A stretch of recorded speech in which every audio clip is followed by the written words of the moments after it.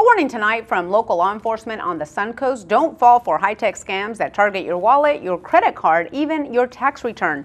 SNN local news reporter Grant Boxleitner joins us now, and he talked to one man who almost became a victim. That's right, Lena. The man says he was scared and ready to hand over the money until a store clerk warned him he was in the middle of the latest scam. Horrible. I was in a complete panic. Venice resident Mark St. Germain says a sophisticated scammer was targeting his money, threatening police, and even using a caller ID that matched his bank's. If I didn't pay $598 within half an hour, that I would be placed under arrest and I would have to go to court and pay over $3,000. St. Germain suffered a back and leg injury in a car accident. He says the scammer also told him the disability money in his bank account would be stopped. St. Germain lets us hear the voicemail the man left on his cell phone. The only thing I can do is wish you good luck as the legal situation unfolds on you.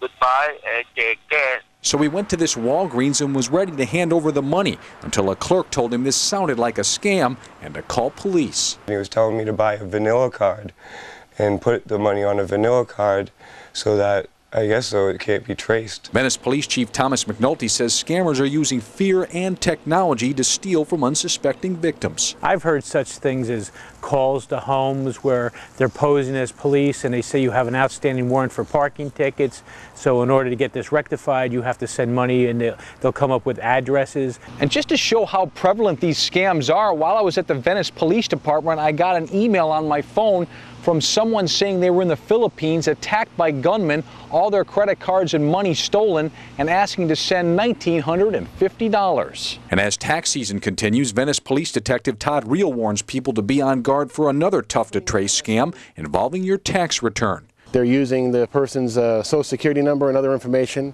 and they're filing electronically, and they're getting the monies deposited on green dot debit cards, which is a real problem because it's not a bank account, it's not a physical address. Police say the best defense against scammers is protecting your information and keeping your money safe. Do not turn over any personal information to anybody. Credit card companies do not call you to tell you there's a problem with your credit card and then ask you for the credit card number. As for St. Germain, he hopes getting the message out will help others before it's too late. I really hope that other people are aware that this is going on and that it doesn't happen to them.